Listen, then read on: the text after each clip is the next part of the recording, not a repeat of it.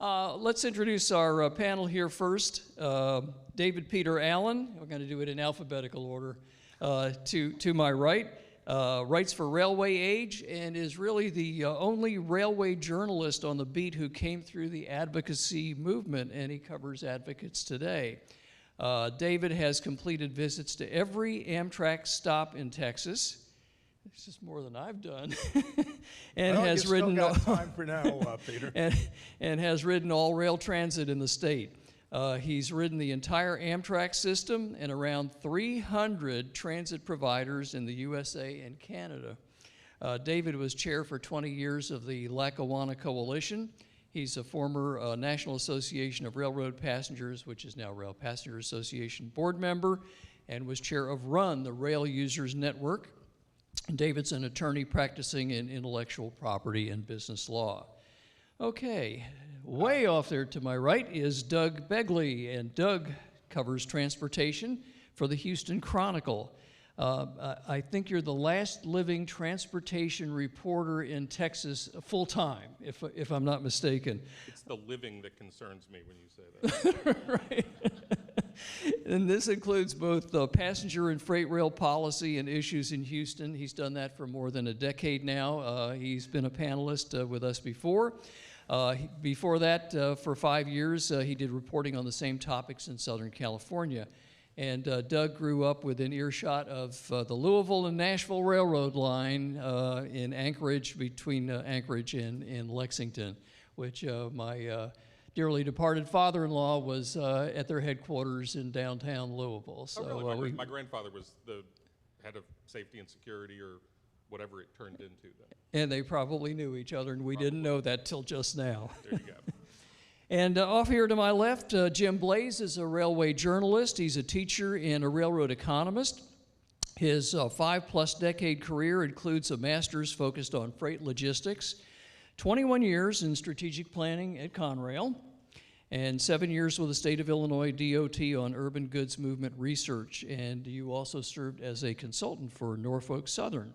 And we've seen articles from Jim in both Railway Age and on Freight Waves as well.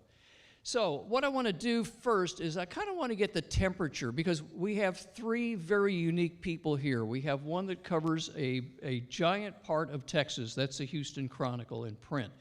We have a fellow who specializes here in passenger rail. We have a gentleman here who specializes in freight rail.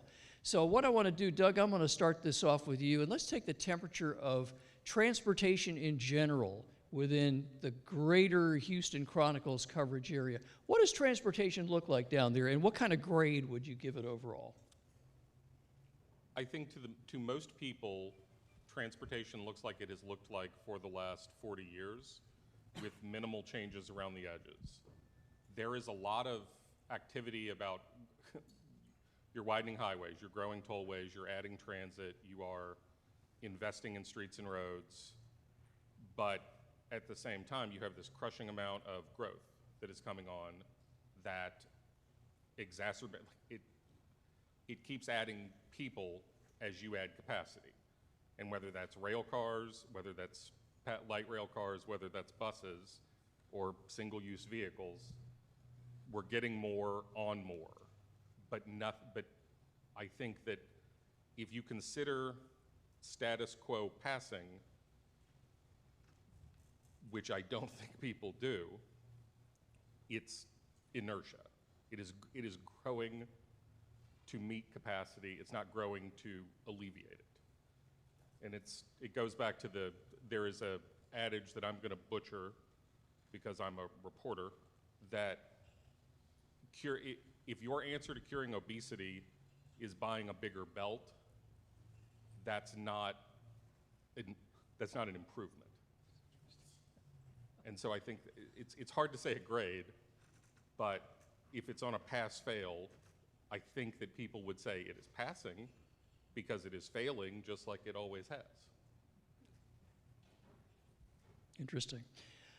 What do you think about the passenger scene here? How do we stand? What kind of grade would you give it, David? D heading toward F, Peter. Now, you have done some good things in Texas, and I will say here in the Dallas-Fort Worth area, you genuinely have good transit. I remember some of the people who helped to make Dart Rail what it is today. I remember Lonnie Blades. I remember Shirley DeLibero. She was the head of New Jersey Transit after she planned Dart Rail, and we were friends. And then, of course, she went to Houston and helped build the light rail there. But if we're looking at Texas generally, there's very little full-time service. There are lines that don't even run on Sundays, TRE being one of them. The scheduling on Austin Metro Rail and on the Denton County A train, while it's good to have them, is a joke. I know about the problems that El Paso had getting the streetcar going, and my friend Carl Jackson finally got it going with the beautiful PCC cars. But this is the only metropolitan area in Texas that really has transit where a non-motorist, and yes, I am a non-motorist, not by choice, but we non-motorists are 15% of America, and yet we are forgotten. This is probably the one place where we could live satisfactorily and get around the way we need to. On the intercity rail scene, Sunset Limited has been running 3 times a week for more than 50 years, I think 54 years at this point. The Eagle has been in trouble. It's come and gone. I remember when Kay Bailey Hutchinson brought it back from the grave. Things are just not happening here. And I have covered extensively in Railway Age all the legal battles concerning the Texas Central project. And I would put a question to Andy Byford, who we loved in New York. He was train daddy. We miss him. But I would say this, if one thing that needs to be done is to find a way to get to Houston, not someplace many miles out on the outskirts. I actually took a local bus to find out what it was like out there. It's the middle of nowhere. And that's not useful for non-motorists, either in Dallas or Houston. It's not useful for motorists in Dallas because they'll get to Houston and they'll be way out of town. Motorists from Houston will do okay. They can park in the big parking lot. But I hope, Andy, that you can figure out a way to get people into, well, downtown Houston, such as it is. Maybe work out a deal with Metro Rail to expand or have some way into downtown Houston, or the project could end up turning into a joke. So I wish you all in Texas well, but you've got your work cut out for you. Jim, your turn here. How do you see the freight rail industry, and I guess what kind of temperature range would you give them, and are they doing well? Are they making money? Oh, yes, they're making money. They do know how to make money. They have pricing leverage. Overall, the national railroad growth in volume is slowed. And in some cases around the United States, I can pick out states, I won't cite them here, that are a negative carload growth. That's a problem.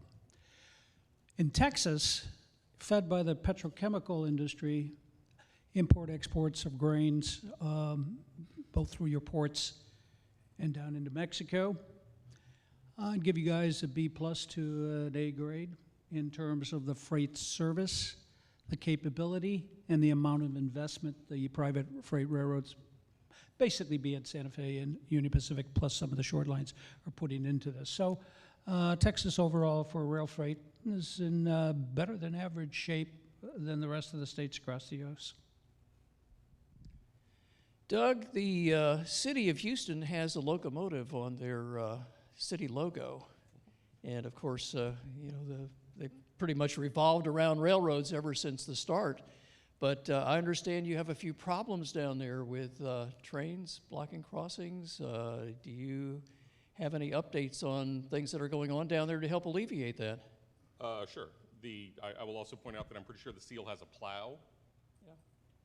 Don't think we're in the wheat-based.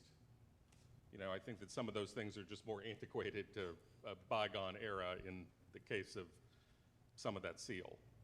The concentrated problem is there are yards that Houston grew up around.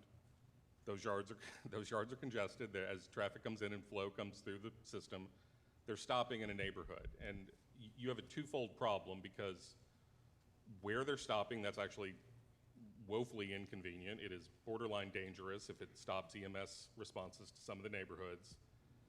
It blocks trade that other people are doing. But it also comes about in those neighborhoods, and in particular on the east side of Houston, it has evolved to some degree into an equity issue, because where the trains are stopping is a neighborhood that has often been over decades neglected by the city. These aren't stopping in the wealthier neighborhoods. There are no trains stopping in River Oaks. Nobody's blocking Westheimer, even though that's easily done because there isn't an overpass or an underpass along Westheimer. The argument to alleviate it is well established. They need to find a way to coexist the neighborhood and the train lines. But that's going to require federal investment. That's going to require some federal buy-in, and that has started to come. The Administrator Bose was standing on a corner with me and a few hundred other people to announce, I think it is $36.8 million that the city has to alleviate some of the problems at some key intersections. And the hope is that they can create enough of a relief valve where they're going to do these three projects to provide a lot more relief than just those three projects in that neighborhood. But until you get both improved scheduling and routing, which the railroads have tried to improve some of the scheduling to stop the problem, mostly because they did not want to get trolled on X. They didn't want the social media problems. That has improved it. Understanding of the problem has improved it, but it's going to take a physical repairs. It's going to take underpasses and overpasses, simply put. And they're getting there, but slowly. And a lot of it, I'm sure, has to depend upon funding, state funding, federal funding, even some local funding as well. I would think, and then I would think that the railroads have some responsibility to contribute any time an overpass or an underpass is built. So I think they have to have their share of it, which, if I'm understanding the delightful liquidity that the gentleman talked about last night, they have. So I think it's more the federal and the local end of it. Well, let's stay on that subject for just a minute, Jim, and talk about those long trains. They've gotten a lot longer in the last decade, haven't they? Yeah, they have, and there's no real movement afoot to make them shorter. There was in the Houston area, over the 2 decades ago, something between $3 billion and $5 billion that was going to be spent largely with federal money to do a whole re-engineering of the railroad network. That collapsed, and it probably should have, because I think it was over-designed. There's no substitute modest program. And the infrastructure money that got passed in the Obama bill recently, well, that's gone. So I don't see there's any initiative, and I'm not sure that it's going to come from FRA. We should ask the administrator when he's here. FRA normally funds safety programs. It doesn't fund economic development. Those usually come out of DOT. So, yeah, if you want to fix the problem in a big way, and it's going to take more than $34 million, I would say $1 billion round number for the Houston metro area, plus whatever you want to spend in the other areas in Texas that have the similar problem. You have to come up with some kind of federal legislation with state matches. So I'm not sure what's afoot to make that happen, because I don't live here. But, there are solutions, but they will cost money. Can you penalize the railroads for blocking the crossings? And then put that money towards... Not unless the Supreme Court rules otherwise. No, that really doesn't work. Let's stay on that topic a little bit longer and talk about the passenger side and how freight trains affect passenger service. Well, it depends on where you are. Where I live up in the Northeast, we have passenger priority, not by law, but Amtrak's Northeast Corridor, it's Amtrak owned, so the freight runs when the passenger trains don't. And we have a lot of local, call them regional railroads. By the way, I don't like to use the term commuter railroad because in a way it's outmoded. Commuting has changed in the past 4 years since the COVID virus hit. Ridership patterns are completely different. The trains that are packed now are not the peak hour weekday trains. They are the weekend trains. They're the most crowded. But those are mostly owned in the Northeast, at least, by the regional authorities.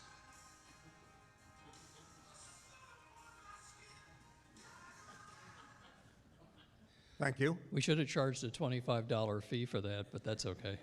Like Metro North and New Jersey Transit. But there are a lot of places where there's freight interference with trains on Amtrak. All the long-distance trains on Amtrak have freight interference problems because the host railroads have their freight. That gets the priority. Now, by law, Amtrak trains get the priority. In fact, the freight does. And with the longer and longer freight trains, the nimble passenger trains are stuck in the hole.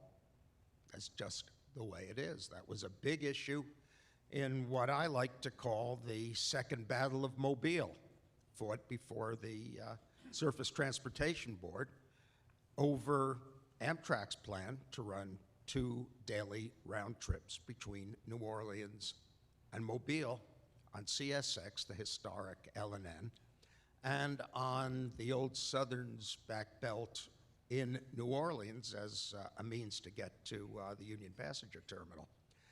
And that freight capacity and squeezing in those 2 passenger trains was one of the biggest controversies in the entire 11-day trial, and at least it was online so I could sit home and listen to it and cover every bit of it. But as the freight railroads, and the coast railroads, I should say, cut back on their capacity, and as it seems that the ghost of Hunter Harrison rules the rail scene today, the freight scene directly, and we'll, as Tony Hatch mentioned last night, we'll find out what happens with NS. That could really tell the tale. We will know if we're going to have a resilient freight system or we're going to have a Hunter Harrison-style freight system. And the Amtrak trains or whatever regional passenger trains manage to start running in the future are going to have to thread their way through that, and they may or may not be able to do it. So time will tell. All right, there is a solution. New York State, New Jersey basically bought up Penn Central right away when Penn Central went bankrupt, and then leased the rights of way back to the freight railroads. That actually worked out pretty good for Penn Central and later Conrail, where I worked. California has done the same thing. So here's the theory, and I'm talking as an economist. Economists look always for options. You create a toll road authority for railroads. You basically self-funded.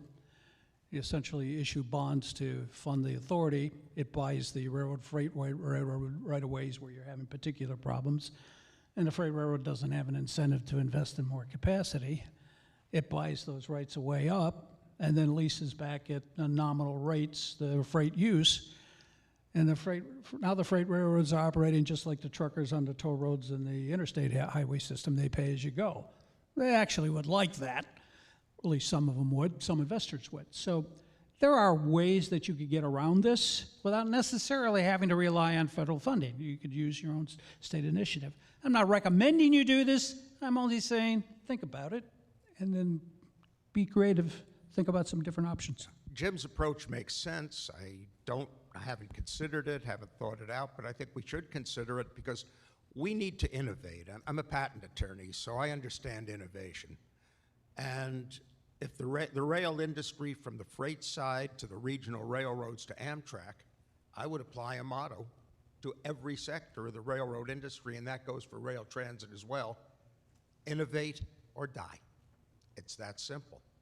Now, there are innovations going on. Virginia is buying up rights of way so they can have capacity to expand their passenger corridors within their state. I don't know how many states have the money to do that, or if they do, would commit the money to do that, but it's time to think outside the conventional box, or rail in general will be something that former rail fans will get together in the future and remember when there was such a thing as trains. We don't want that, but we have to prevent it, and we have to work hard to prevent it. Doug, let's take a look at urban development and how things have spawned from that in Houston. Now, I know you could probably have an oil refinery next to a multi-million-dollar house in Houston. Right, because freedom. Exactly. But how has that affected your transportation choices there? I know that your transit agency has redone your entire bus system. You do have light rail. But what do you see coming up in the future? Do you have any buzz from anyone on transportation choices? Well, I mean, Metro, in addition to doing the reimagined bus network that they did in 2015 and 16, they, in 2019, went out for vote on a $7.5 billion long-range plan. So about $3.5 billion of that is borrowed money, about $3.5 billion of it is, we're gonna assume the feds are gonna give it to us, and $500 million of it is internal other funding. Since then, like has been noted, you've had a change in how people commute, how people travel, the days in which they travel. And like specifically in Houston and a lot of other major metros in the country, what you see is commuter ridership, whether it's park and ride, whether it's commuter rail, whether it's local bus service. Mondays and Fridays are far, far depressed. Tuesday, Wednesday, Thursday is sort of week normal pre-pandemic. That occurred after Metro laid in place a long-range plan. That plan now has to adjust to that reality. And that is probably going to be more of a slow build out. Where those things occur probably is not going to change. Now, whether they occur, I guess, could be a debate for political, whether or not there's the political will to see them through. But the growth is going to be in how to get certain nodes in certain parts of the city connected to other parts of the city in a way that maybe doesn't require a car. Texas Medical Center, downtown, uptown, energy corridor. If someone lives in the western part of the Houston region and they were to come to I-10, they could have a quick trip into downtown. Or if they could come to the med center, they could easily get downtown.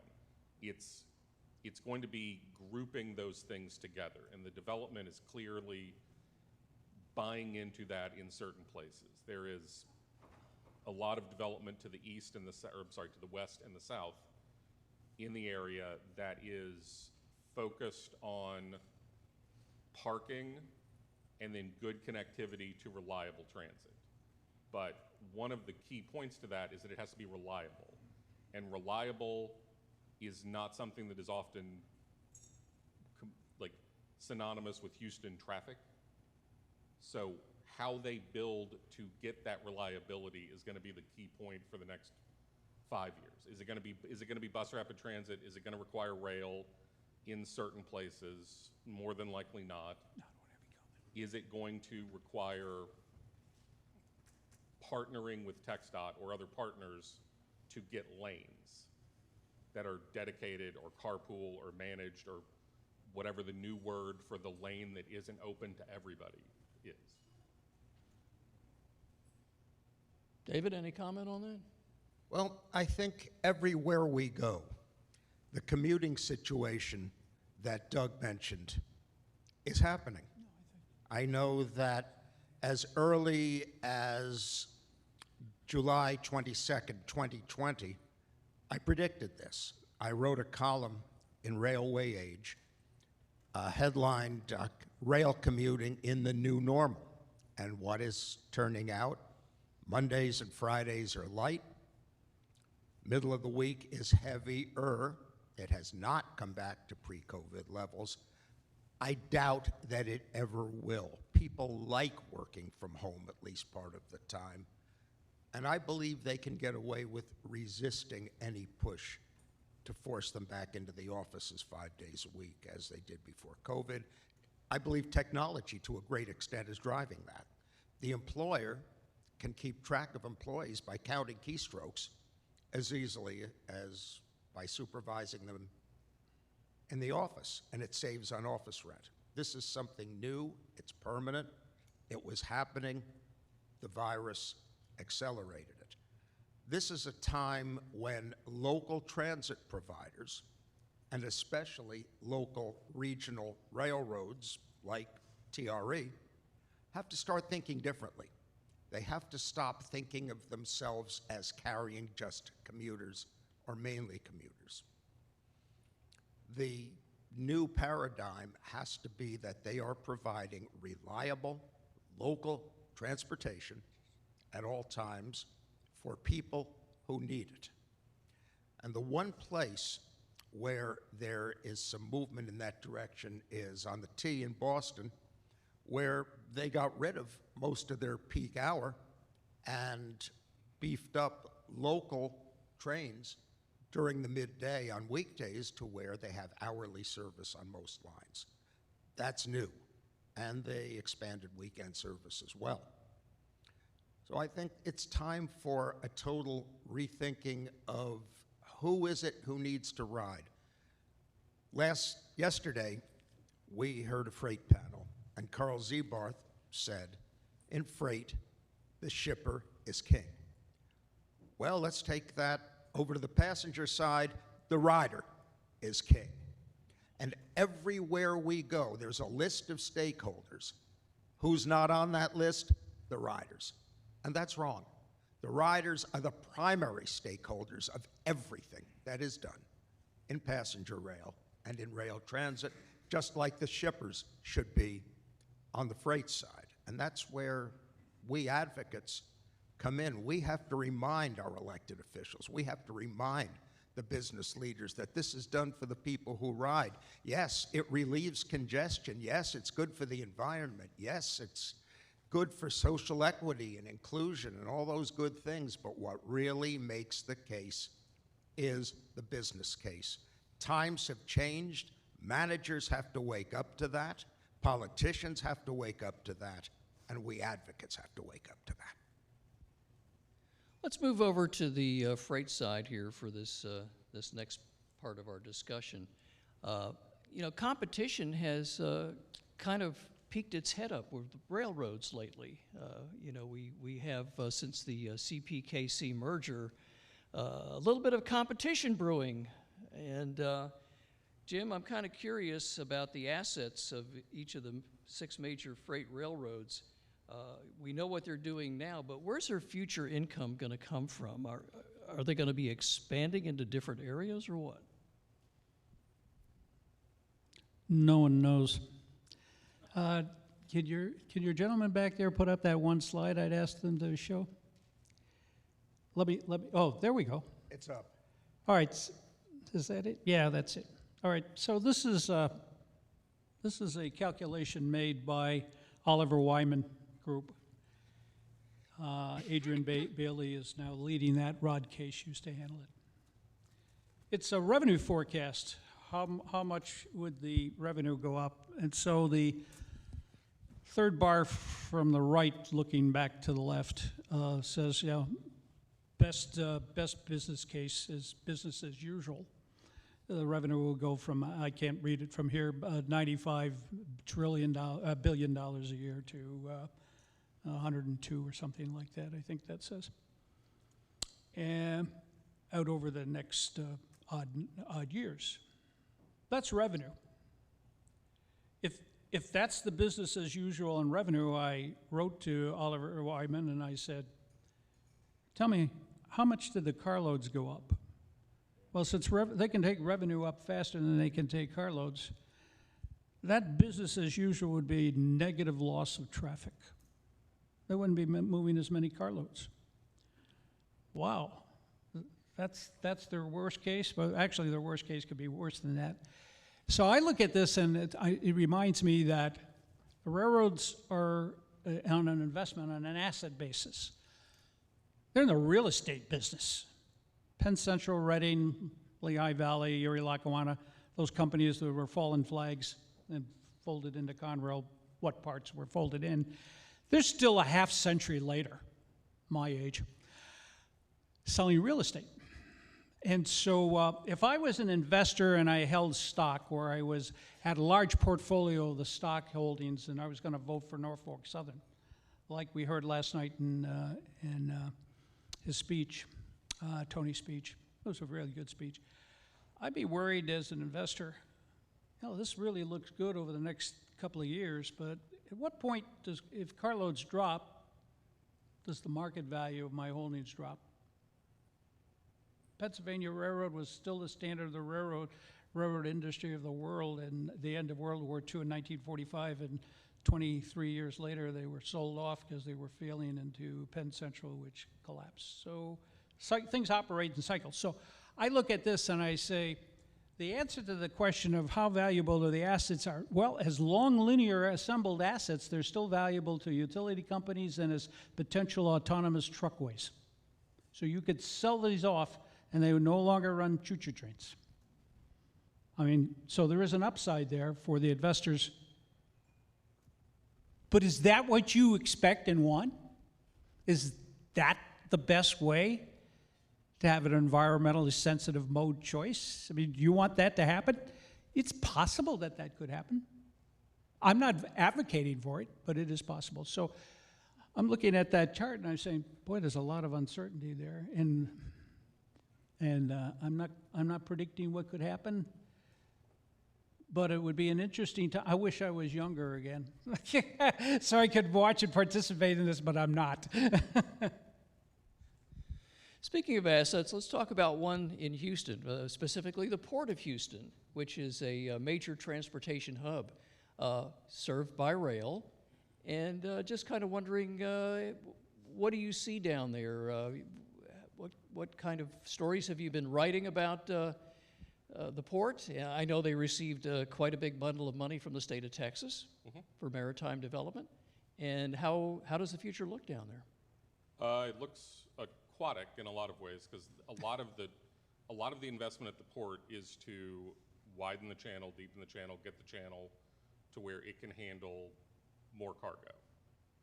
What happens to that cargo when it comes off of the docks remains sort of an unknown and an unclear. That like there is certainly investment in that, but it is the short haul move that I don't think, at least to my knowledge, and the port is kind of an interesting thing in the Chronicle because some of our business staff covers it and I cover it in another way. So I may be behind on some investments that are going on company to company, but there is no great solution right now for how they're going to do an expansion of freight as it comes inland. Is there going to be more trucking? Is there going to be a freight shuttle that is developed to be able to take containers quickly on and off so that it can move more efficiently? And until they solve that, and I don't think they have, we don't know what that growth is going to do once it comes off the ships. So I think that's really an astute observation.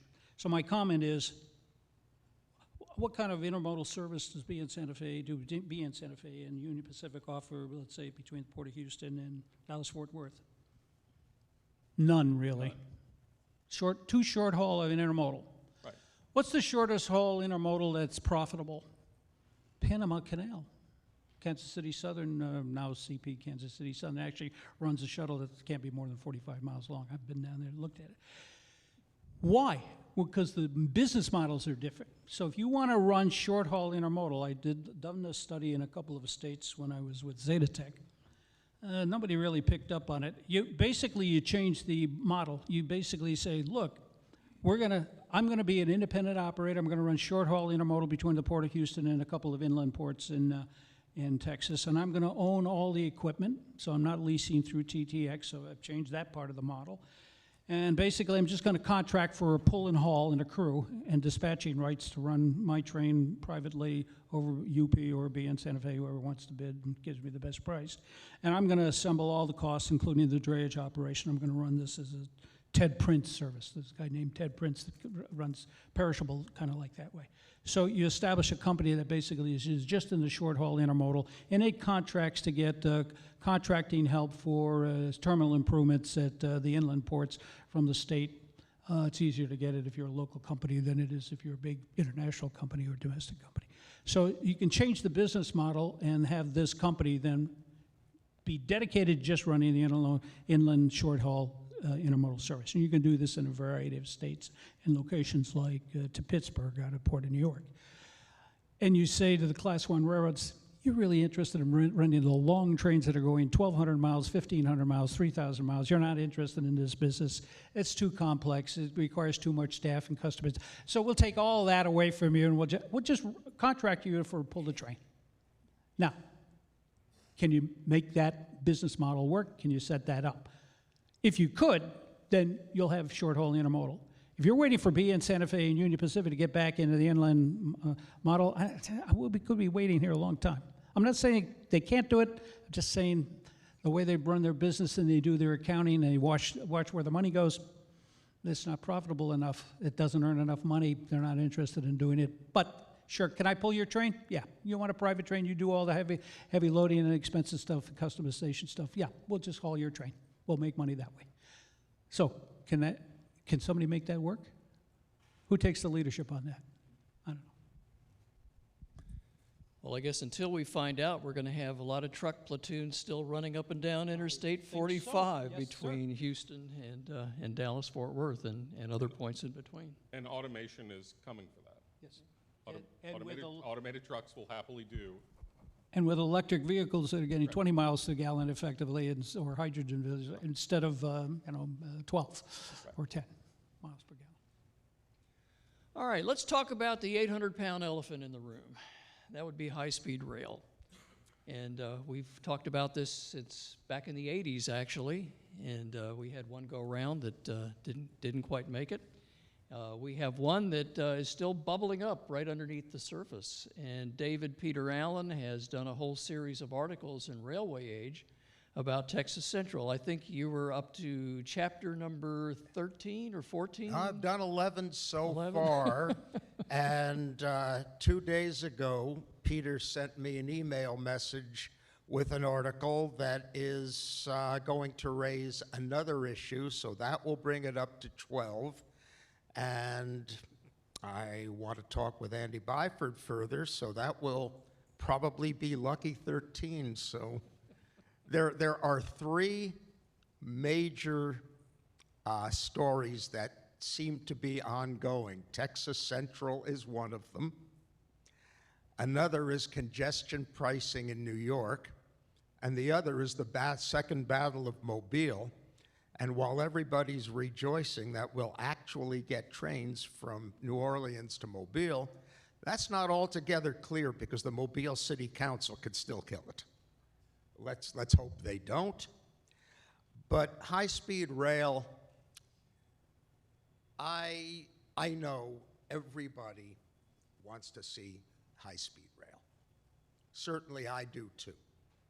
However, the place I expect to ride it will probably be in Europe, because that's closer than Japan or China. Do I see high-speed rail coming to the United States? In one word, no. Why do I say that? Let's go back about four years. In February of 2019, I wrote an article in Railway Age. The headline was withered, W-H-I-T-H-E-R, paren, W-I-T-H-E-R, question mark, close paren, high-speed rail, question mark. I examined the California high-speed rail history and some of the other projects that have gotten nowhere. I'm talking about international style high-speed rail, 250 kilometers or more an hour. I don't think the political will exists in this country to pay for it. I do not see corporate interests in the private sector paying the money to build it. I think it is possible that in California, we could end up with a relatively short segment of 200-mile-an-hour FRA Class 9 track between Merced and Bakersfield, or something to that effect, that will connect to nothing. I don't see it getting up to San Francisco. I don't see it getting down to LA. And that's what you're going to have. It'll be a demo project that will cost billions and prove nothing. Texas Central, I know about the opposition. I know about the support. If anybody can make something happen, Andy Byford could do it. Can he do it? In reality, time will tell. I know that Brightline is doing things. 2 weeks ago, for the first time, I rode Brightline from Orlando Airport, and I do not call it Orlando because to get from downtown Orlando takes about an hour, including about 15 minutes travel time within the airport because you need to use the monorail to get to their station. It was, well, there's nothing scenic in Florida except the seascapes, and they're nowhere near the rail line. I know Florida quite well. My mother lived there for the last 25 years of her life. But I compliment Brightline for doing things. I think maybe their Brightline West project has more passenger appeal. I'll get into that in a minute. But there's something that we call operations like Brightline at railway age. Not high-speed rail, because it doesn't meet international standards for that, but high-performance rail. We're talking 100, 125 miles an hour. And I'll tell you one thing that was great. You asked me what the greatest moment was riding Brightline in Florida was, while I don't believe in rail lines paralleling highways, but it was great riding along the highway, leaving those automobiles in the dust because we were going twice as fast as they were. Now that is a moment to remember, and that's the sort of moment we need, but we don't need high-speed rail for it. I don't think the California project is really going where it needs to go because costs have gone crazy. And that's happening with infrastructure everywhere. That's why the Second Avenue subway in New York, and I know Mr. Byford can correct me if I'm wrong, was planned more than 100 years ago. It took that 100 years to get 4 stops of the Second Avenue subway, and maybe some of us will live to see it go as far as 125th Street. It took 73 years to get the Montclair connection in New Jersey, my home county, from the time it was proposed in 1929 to the time it opened for service in 2002. We're not building anymore. We're planning, we're talking. An advocate in Oklahoma, Evan Stair, said in a blog post, you can't ride a study. No, you can't ride a study. Our mobility map as non-motorists and as people who care about rail and transit has not advanced in a half century. We have a few new transit starts. We have more light rail than we used to, but Houston was the last city to build a multi-line light rail system. That was 20 years ago, and in preparation for a light rail conference sponsored by Railway Age and its sibling publication, Railway Track and Structures, last November, I reviewed every FRA application, or FTA rather, application for fixed guideway 5307.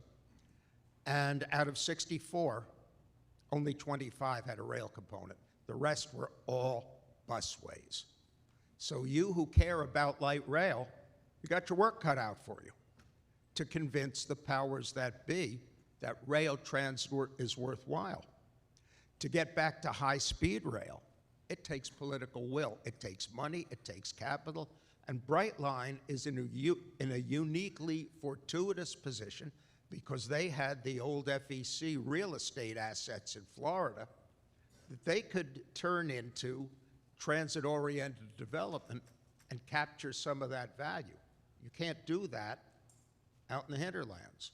So as far as high-speed rail is concerned, my bucket list, which includes the Alaska Railroad, the White Pass and Yukon, I've done all the Via Rail, still includes going overseas to ride high-speed rail because I think that's the only way I'll get to do it. Doug, you've been covering high-speed rail for the Houston Chronicle for at least the last decade, probably since day one when you started, and people were talking about it even before then. Right. So how do you see the last decade, and where are we going? What do you hear from folks? Have you ever seen the episode of The Simpsons where they convince him to build a monorail? Monorail. That's it. I think that there's a lot of eagerness, and I can break that into it is a very stark line here in Texas. The Houston region and the Dallas region, there are a lot of people who wish to have light rail. There are not as many, but there is a lot of land and some people that live between those 2 points. And convincing them that they get something out of high-speed rail has been a challenge. There is no question, over years and years, there is deep opposition and distrust of the project on multiple levels. How you overcome that is whether or not any Houston-Dallas line gets built. Now, are there concessions that could be made? Are there changes that could be made? I have no earthly idea if there's something that's palatable. But functionally, the line that is there right now has a lot of challenges still in front of it. That doesn't mean that they can't overcome them. That doesn't mean that businesses can't find innovative solutions. But a lot of it, and I think that 2 points that have come up here in the discussion, not directly related to this, but are important to keep in mind, is that real estate is a big part of a railroad. And right now, there is a lot of real estate occupied with the consideration of this project, with the ownership, whether it's owned by Texas Central or TBT. That real estate is an asset, and that asset has certain values that they've gotten this far with it. How you divest of that, what happens to that asset is hard to say. The other consideration is that there has to be the political will, and the political will right now does not have agreement. You have some politicians that would very much like to see it happen. You have an administration that is very interested in the development of rail for good reason, to reinvest in America, to reinvest in a lot of the capacities of ways that the United States can get back to both freight, passenger rail in a big way. But that comes at a cost. That comes with federal investment. That comes with investing in studies. And until you can overcome that, you're always going to have a challenge with a new mode. You're always going to have a challenge convincing somebody, whether it's the law to take their land, whether it's the environmental concerns, whether it's or ecological concerns in this case of what do I do if my cows can't cross my field because you built a bullet train through it. Until you overcome those, in almost every county, every plot of land, you're going to have a struggle to get a lot of these built. Where high-speed rail may be potentially a smoother path is California or Florida or places that have a little more of the interest in the investment. That is also going to face a lot of uphill battles, a lot of challenges, and a lot of costs. At the same time, I think it's important to note, and the companies that are involved in this high-speed rail, they would like to have America be on their standard. Like, I don't think anyone would deny that the Shinkansen technology, they would very much like to export it. Just like the guy who sells you a Wendy's franchise really wants to sell you a Wendy's. The guy who sells you an Arby's franchise wants to sell you an Arby's. So if it's, as the companies that are developing these projects, they're going to dictate sometimes where the opportunities lie because they're going to have the investment. They're going to have the front capital. Like Japan has all but offered the lending capacity to some of these projects. That's going to be a big determinant is what just the sheer world economy lets them invest in or lets them loan somebody the money. I like much of what you were saying. Let me laminate and go back to my real estate claim. They're in the real estate business. So there's a company that actually owns Brightline, owns Florida East Coast, or did until they sold some of the franchise off to a It's Mexican. been separated now. Yeah, but they did for a while before they sold it off to the Mexican company. Yeah, and I think it was Fortress. I might not have. Yeah, Fortress Investment. yeah. So follow the money. Why did they get interested in putting the Brightline service together? Well, their freight wasn't growing on the Florida East Coast Railroad line. But if I'm going to run, 15 trains a day in each direction, I'm going to charge revenue. I'm not going to charge avoidable costs like Amtrak gets away with. I'm going to charge them a real fee per train mile. And so they saw that as an income stream. But even bigger income stream was Fortress owned a lot of real estate in Fort Lauderdale, Miami, et cetera. And that's where they were going to make their money because they were going to make this service available to hype the real estate sales, where they get a return of 25 or 30%, not a measly return of 10% or 15% in the railroad business. So all of that was behind the deal that pushed Brightline.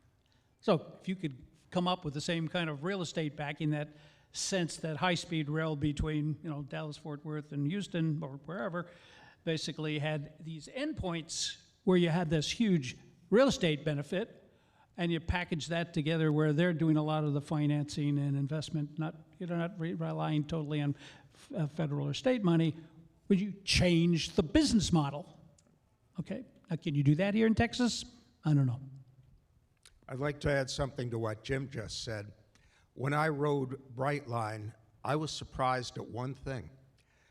A lot of their traffic on Brightline is, in effect, luxury commuting between Miami and Fort Lauderdale, West Palm Beach, for fares that are 4 to 5 times as high as Tri-Rail, which is a conventional commuter-style operation, albeit several miles inland.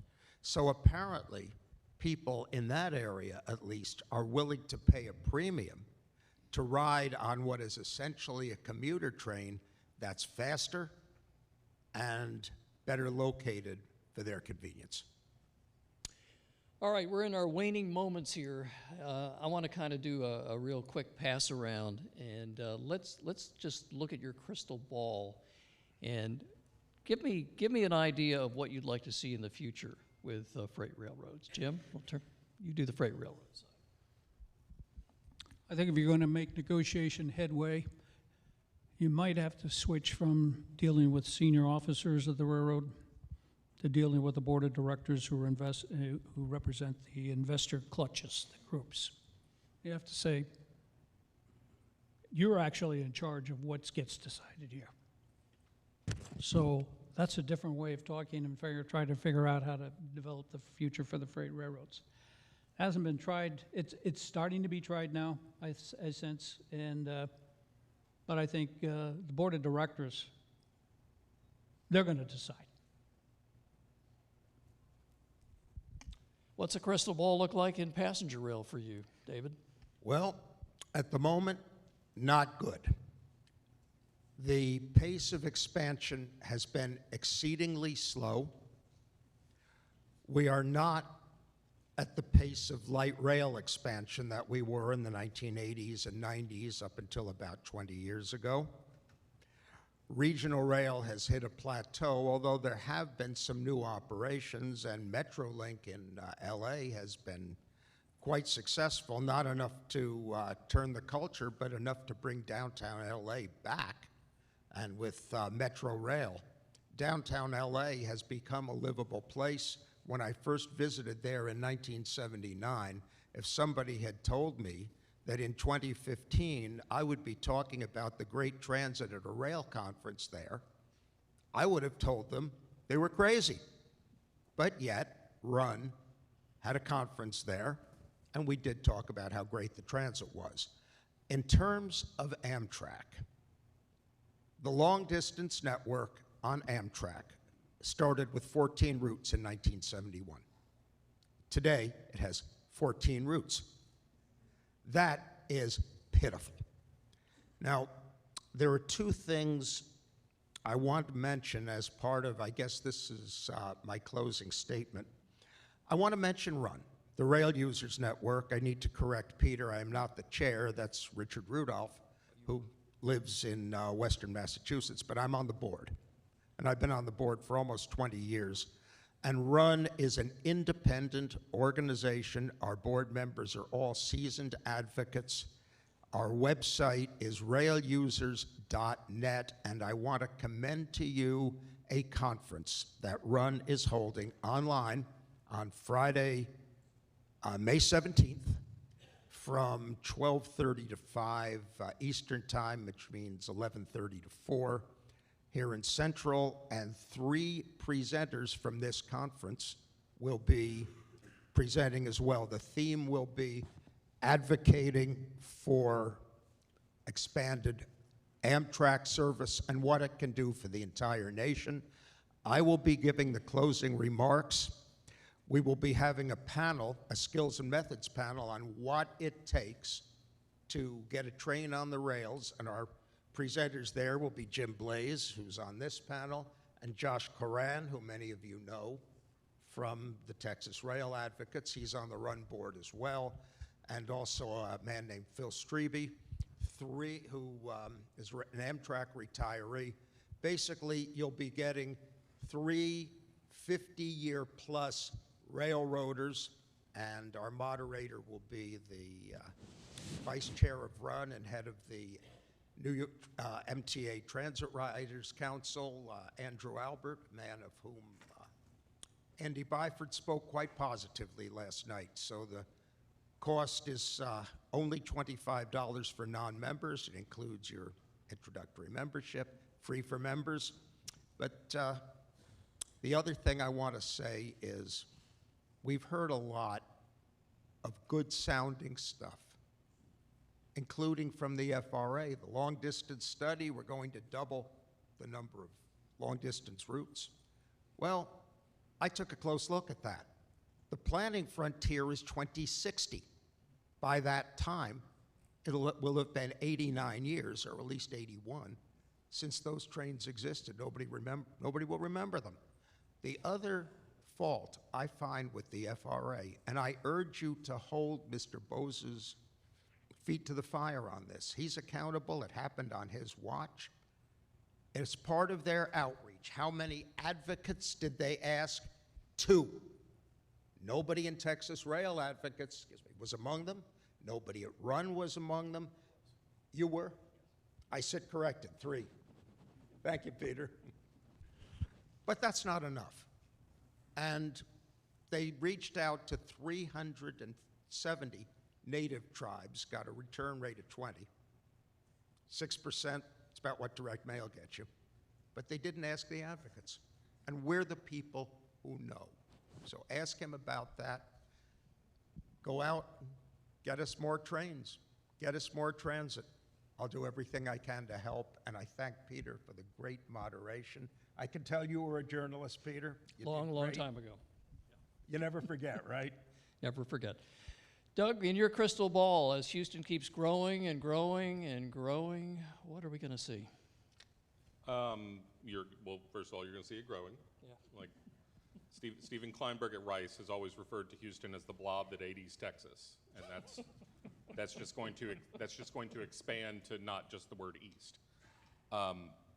More than likely, I think the 2 things that you can see that are almost inevitable is the core is going to get denser. The core is going to get more in need of non-vehicle, non-solo driving options as the suburbs look a lot more like the city then the city will ever look like the suburbs. Sugarland, the Woodlands are already starting to see, you start to see a city form around them in the same way that, you know, Anaheim is a city unto itself that happens to be near Los Angeles, that there are cities that have their own identities, and those cities are going to increasingly have that identity, and they're going to have that movement pattern, that someone lives in the Woodlands and says they live in the Woodlands, and people actually know what they're talking about, and they don't have to like then downshift and say they live in Houston. Those nodes are going to be important for how they get around, how they connect to the transit of the broader region, but also have transit themselves in some cases. There's going to be walkability, there's going to be, in some cases, bikeability, but I think bikeability, travel, some of those can get overlaid, I think, more than, with less pain than lately those discussions have had.